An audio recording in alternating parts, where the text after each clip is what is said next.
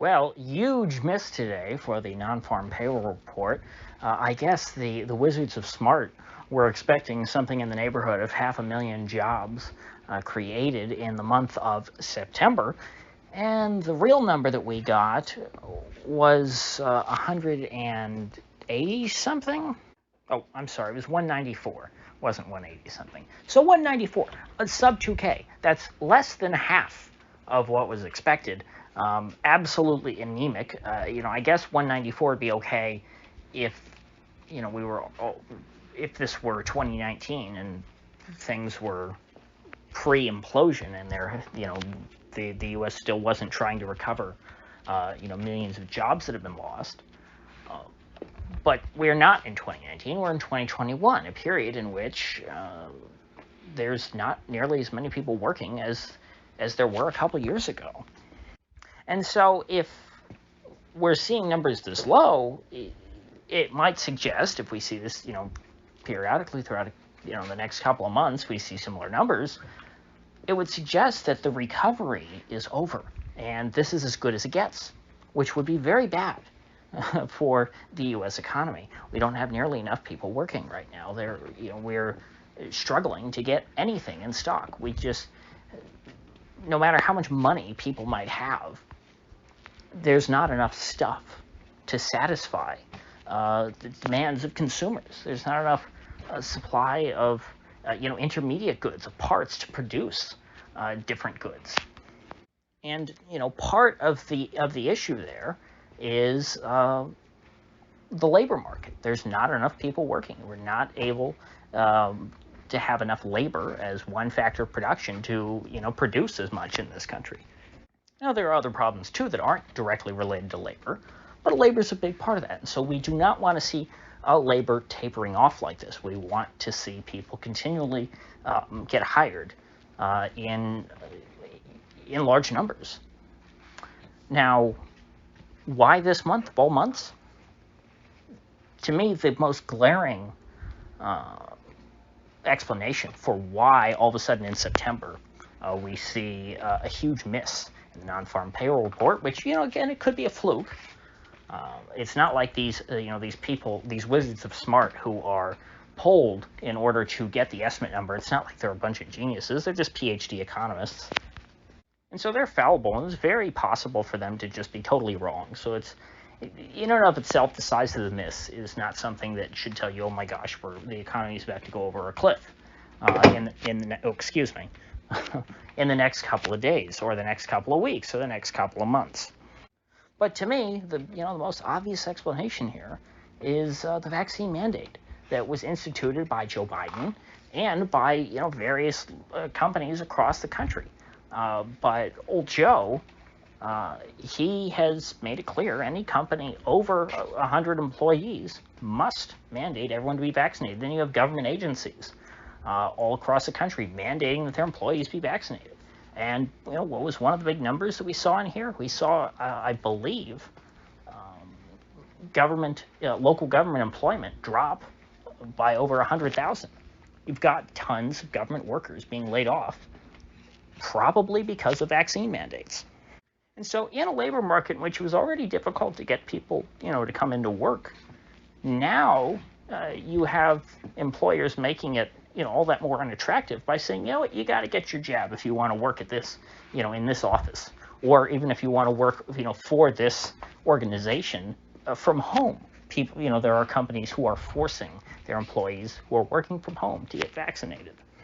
And so vaccine mandates are going to be a major headwind for the labor market moving forward because there's a good chunk of the population who doesn't want to take the shot, who's going to be shut out of large swaths of the labor market. There's a big percentage of the jobs in this country now which will require you to get your jabs on a regular basis.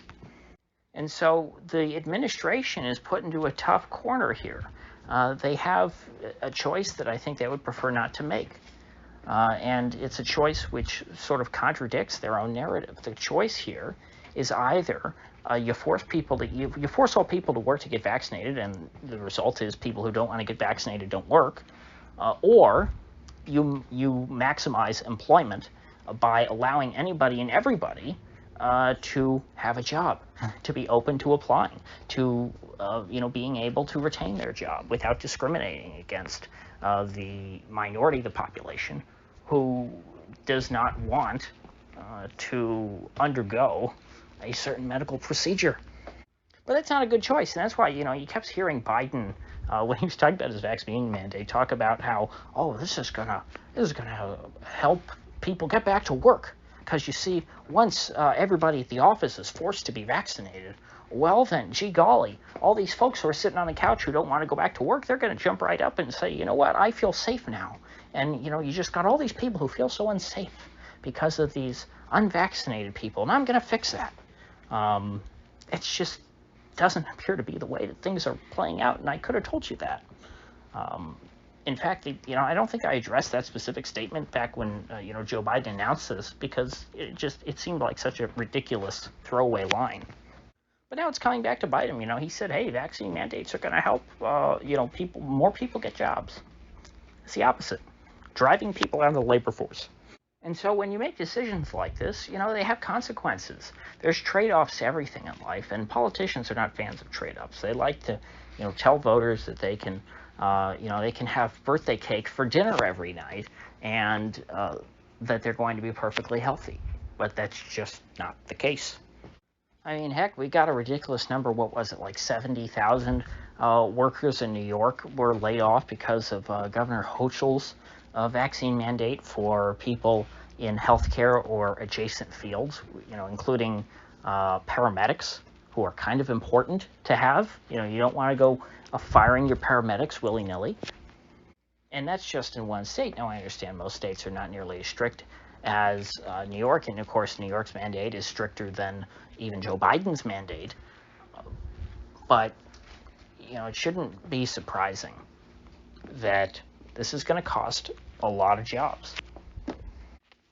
And I think that a lot of these folks were not necessarily going to be counted as unemployed, because from what I've seen, they're trying to deny people unemployment compensation if they are fired over a vaccine mandate, because they're trying to classify that as voluntary resignation, which of course it's not. And so I don't necessarily think that we're going to see a huge spike in the unemployment rate. I think that we might see a further dip in a labor force participation rate, which would be quite troubling, considering the labor force participation was already too low for anyone to really feel comfortable with the U.S. economy. The labor force participation, every time it takes a dip, it doesn't come back up. It never regains its previous highs. It's just on a secular downtrend.